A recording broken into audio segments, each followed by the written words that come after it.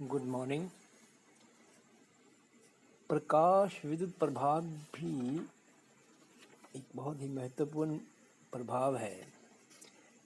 यह भी प्रकाश की क्वांटा नेचर से एक्सप्लेन किया गया था 1905 में आइंस्टीन के द्वारा।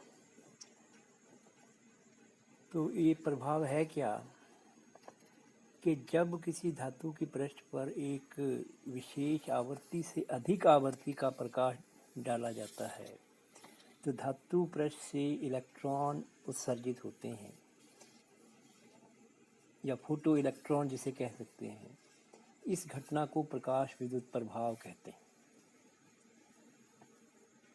तो प्रकाश विद्युत प्रभाव देखने का जो तरीका है वो कुछ ये कि एक ग्लास की ट्यूब है, इसमें दो प्लेट्स हैं P1 और P2, ये मेटल की बनी हुई है और बीच में इसके वैक्यूम है, यानी हवा जो है वो बाहर निकाल ली जाती है यहाँ से।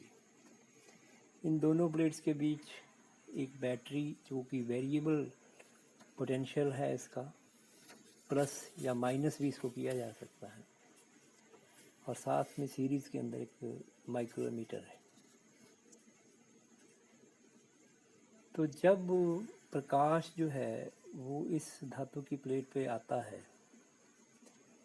तो यहाँ से जो इलेक्ट्रॉन उत्सर्जित होते हैं वो यदि सामने आपने प्लेट P2 को पॉजिटिव दे रखा है तो उसकी तरफ आकर्षित होंगे। जैसे ये इलेक्ट्रॉन वहाँ पे पहुँचेंगे, बाहरी जो सर्किट है उसके अंदर करंट जो है वो चलता है। ये भी देखा गया कि यदि ज़्यादा तीव्रता का प्रकाश हम इस पे आपतित करवाएं तो ज़्यादा मात्रा में इलेक्ट्रॉन यहाँ से निकलते हैं और बाहरी सर्किट के अंदर करंट भी जो है वो ज़्यादा एम्पियर्स का या माइक्रो एम्पियर में जो होगा वो ज़्यादा बहाव उसमें होता है। अब यदि हम P2 प्लेट को नेगेटिव पोटेंशियल यदि दे दें तो जो इलेक्ट्रॉन यहाँ से उत्सर्जित होते हैं इस P1 प्लेट से, ये नेगेटिव यदि, क्योंकि इलेक्ट्रॉन जो है उस पर नेगेटिव चार्ज होता है, प्लेट P2 को भी यदि नेगेटिव दे दिया तो ये जो इलेक्ट्रॉन्स हैं ये इसकी बहने की दिशा के विरुद्ध फोर्स लगाएगा, जिससे कि ये स्पीड जो है इनकी रुक जाएगी, कम हो जाएगी। तो एक विशेष पोटेंशियल जो P2 को नेगेटिव में दिया जाए, जिस पर यहाँ से कोई इलेक्ट्रॉन वहाँ पे ना पहुँचे, यानी बाहर सर्किट के अंदर कोई करंट ना आए, उस पोटेंशियल को कहा जाता है स्टॉपिंग पोटेंशियल या निरोधी विभव। अब आप यहाँ पे देखें, एक ग्राफ प्लॉट किया गया है बाहरी सर्किट में बहने वाले करंट और प्लेट P2 को दिए गए पोटेंशियल पर। यदि कम तीव्रता का प्रकाश डाला गया है तो देखिए ये ग्राफ का जो नीचे वाला पोर्शन है वो दिखाया गया है। कम तीव्रता है यदि तो कम इलेक्ट्रॉन निकलेंगे और कम करंट चलेगा। नेगेटिव साइड के अंदर यानी पोटेंशियल यदि आप P2 को नेगेटिव देंगे तो एक विशेष नेगेटिव पर करंट जो चल रहा है वो ज़ीरो हो जाएगा, यानी सारे इलेक्ट्रॉन जो वहाँ से पहुँचेंगे वो नहीं पहुँच पाएंगे। इसको निरोधी विभव कहते हैं।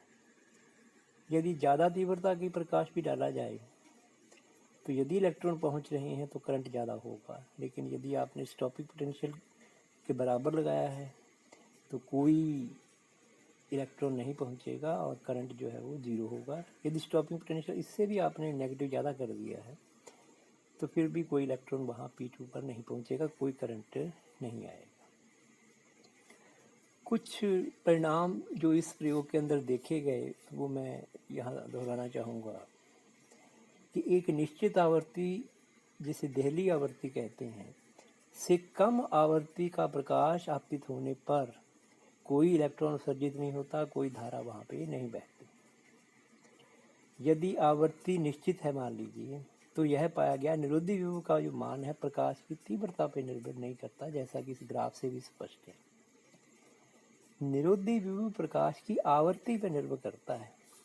परंतु तीव्रता पर निर्भर नहीं करता। ये इस प्रयोग के अंदर जो है वो ये ऑब्जर्वेशंस देखी गई। अब आती है एक्सप्लेनेशन। तो इसका जो एक्सप्लेनेशन था ये 1905 में आइंस्टीन ने दिया, और नोबेल प्राइज भी आइंस्टीन को इस प्रकाश प्रभाव की व्याख्या के लिए मिला। उसने माना कि ये जो लाइट है जो इस पर आपतित होती है वो फोटोन की तरह व्यवहार करती है, जो कि एक ऊर्जा का पैकेट है। इसके पास ऊर्जा है वो h। जब यह h ऊर्जा का फोटोन धातु की प्लेट पे आता है तो इलेक्ट्रॉन जो है वो कुछ मात्रा में वहाँ पे बंधा रहता है। कुछ न्यूनतम ऊर्जा जिसको कार्यफलन कहते हैं, इतनी ऊर्जा उसको चाहिए ताकि वो वहाँ से निकल सके। तो कुछ भाग आने वाले फोटोन का इस धातु के कार्यफलन में खर्च होगा, और शेष जो ऊर्जा है वो इलेक्ट्रॉन को गतिज ऊर्जा की फॉर्म में मिल जाएगी। तो एच न्यू आप आने वाले फोटोन की ऊर्जा है बराबर फाई ये कार्यफलन है plus half m v square जो है वो इलेक्ट्रॉन को मिलने वाली गतिज ऊर्जा है। यदि न्यू का मान न्यू जीरो की तरफ जा रहा है, न्यू जीरो है यहाँ दहली आवर्ती, तो आपका जो इलेक्ट्रॉन है वो उसकी गतिज ऊर्जा जीरो की तरफ जाएगी। यदि आने वाले फोटोन की आवृत्ति दहली आवृत्ति से भी कम है तो कोई फोटोन जो है वो उत्सर्जित होगा ही नहीं। तो इस इक्वेशन से देखिए h nu zero is equal to five. यदि ये वैल्यू आप वहाँ पे पुट कर दें तो half m v square is equal to h nu minus nu zero. अब यहाँ पे कार्यफलन की परिभाषा जैसा मैंने आपको बताया, मैं एक बार फिर इसको दोहरा देता हूँ कि एक धातु पृष्ठ पर उपस्थित विभव रोधिका को पार कर किसी इलेक्ट्रॉन को बाहर निकलने में समर्थ बनाने के लिए दी जाने वाली न्यूनतम ऊर्जा को उस धातु का कार्यफलन कहते हैं। और ये धातुओं हर धातु के लिए इसका मान जो है वो अलग होता है।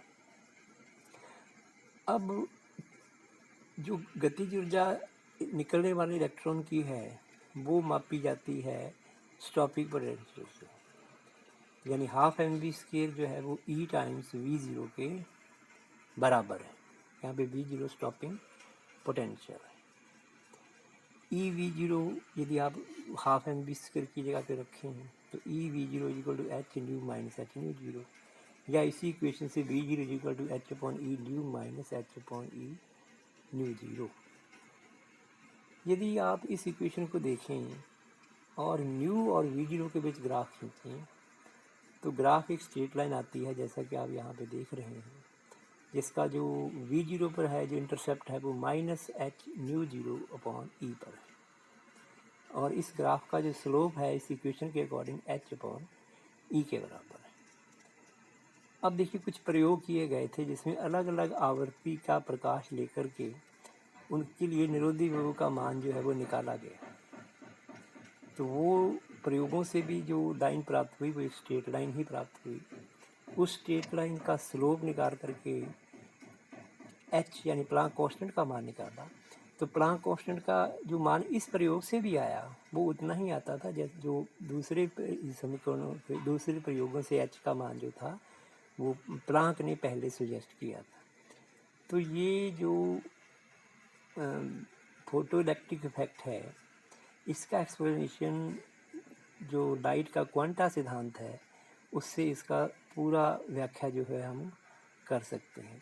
यानी ये भी एक एविडेंस है फोटो इलेक्ट्रिक इफेक्ट कि लाइट का जो नेचर है वो पार्टिकल नेचर है, फोटोन नेचर है।